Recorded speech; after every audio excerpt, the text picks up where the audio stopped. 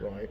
Or when I get back to England, if I decide to do it that way, um, is not to go to Birmingham, just go to the nearest hospital because I was going into renal failure. Anyway, I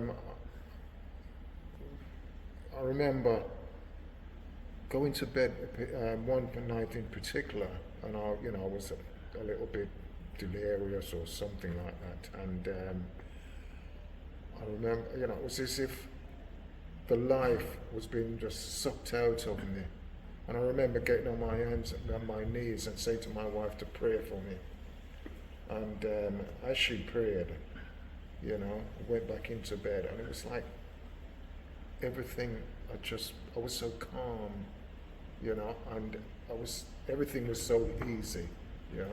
But anyway, we went back to the doctors, and she gave us a referral letter to UWE. So when we got to UWE, they placed me in front. They put me in a wheelchair, by the way, and they wheeled me all the way to the nurses' station. And I was there for about half an hour until this doctor came, and he basically said, well, what's this man doing here?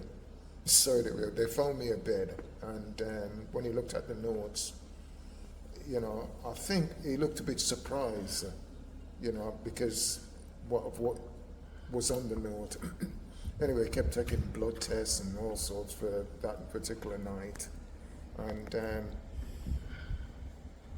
and every time the results came back, because he did it about 3 times, and when he came back, it was probably a little bit better.